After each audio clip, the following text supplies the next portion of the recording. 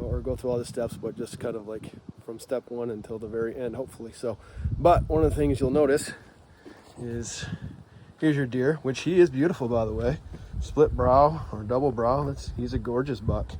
A lot of cool character with all these little knuckles and all these little crooks and crannies, and he's a beautiful deer. A lot of character, really pretty deer. So just for future reference, so what I'm going to do is get all that skin off of there. So he looks terrible right now because his face is half rotted and eaten away. That's why you freeze them as soon as you can. Freeze them or put them on ice so that doesn't happen. But we'll get all that stuff cut up and off in there as soon as we can, and then we'll boil it up and boil him up, and he's going to be in good shape. So here's this other side there. So what we're starting with.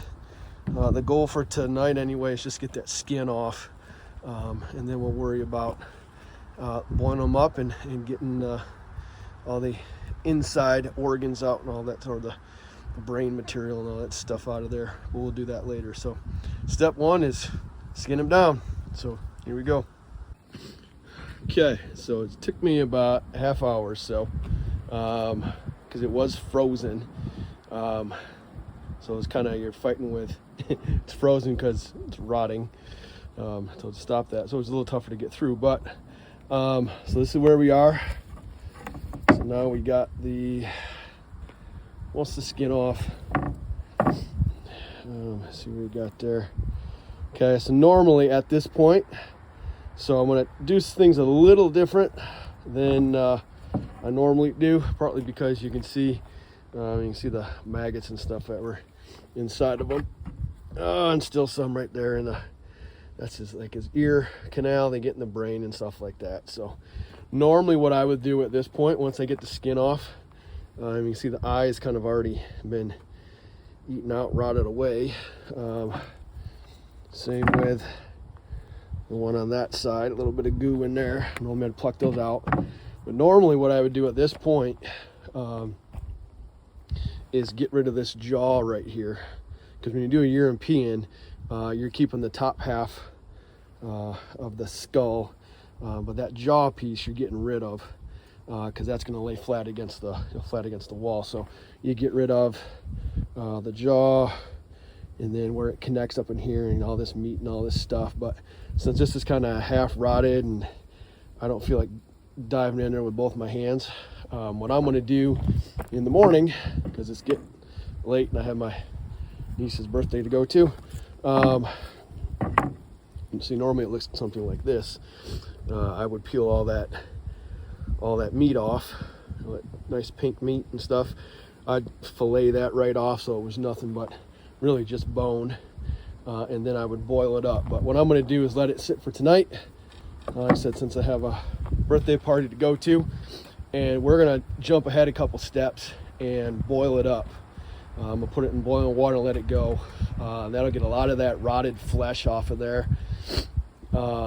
Just boiling it, and I should be able to take the pressure washer and blast a bunch of that stuff off. I'm sure it's going to smell horribly, but once we boil it up, get a lot of that off, and then I can take that jaw and you can see the jaw there. I can get that jaw right out. It'll come out, and then we can finish getting to work on it. But so far so good. It's coming. He's going to look sweet. When it's all said and done, he's going to look really cool. So step 2. Good. You good? Mm-hmm. All right. Okay. So Z. So this is step 3.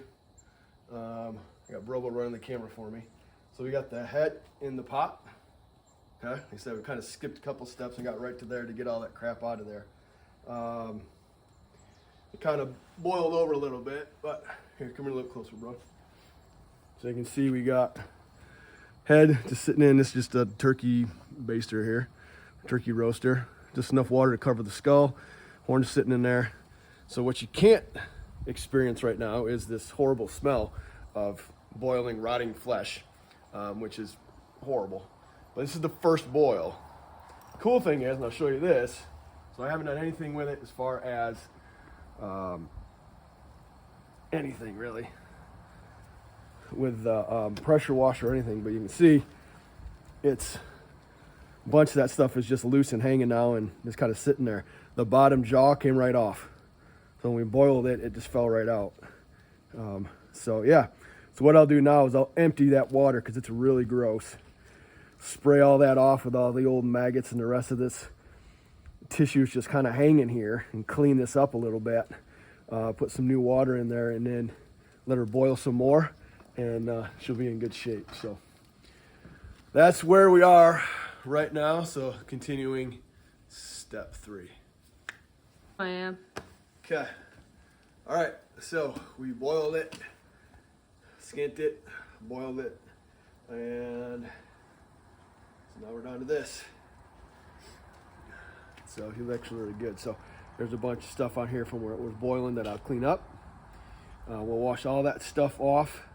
There's still a little bit of stuff right here I got to trim out, but for the most part, he's pretty well set now.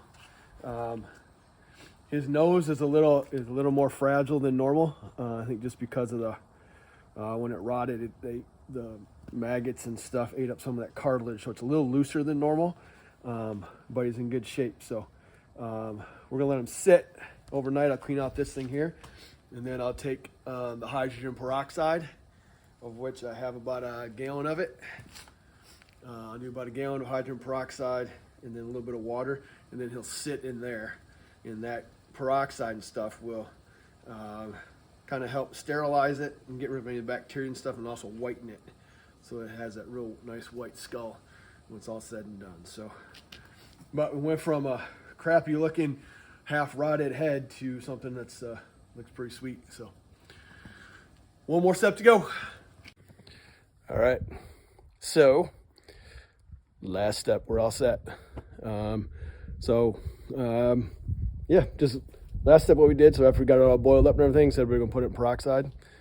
So that's what we did. So I've actually already done it. I did it before we went to church this morning and let it sit for a while. So normally I put it in there for maybe a half hour to 45 minutes to get it good and white. But since that one had been stained a little bit from sitting around and things, I let it soak for a little extra time. So actually it was a couple hours that it sat in there. But I wanted to just show you really quick. So what I use is just simple peroxide.